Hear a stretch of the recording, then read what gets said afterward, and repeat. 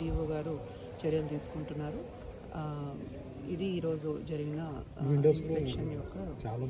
So వీటికి సంబంధించి ఇప్పుడు ఇది మనకు మనం రెంటెడ్ ప్రెమిసెస్లో ఉన్నాము. సో ఖచ్చితంగా ప్రిన్సిపల్ గారు ఓనర్తో మాట్లాడి వీటికి సంబంధించిన రిపేర్స్ అన్నీ కూడా చేయించడం జరుగుతుంది. విండోస్, డోర్స్, టాయిలెట్స్ ఎటువంటి రిపేర్స్ ఉన్నా కూడా అన్నీ కూడా ప్రిన్సిపల్ బాధ్యత వహించి అన్నీ కూడా రిపేర్స్ ఇమీడియట్గా చేయాలని కూడా ఆదేశించడం జరిగింది.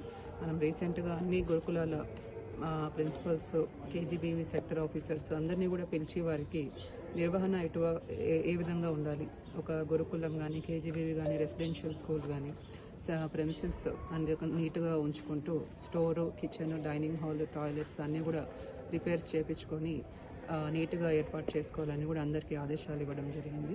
సో వాటికి సంబంధించి 2 రోజులుగా మండలాధికారులు, మండల స్పెషల్ ఆఫీసర్స్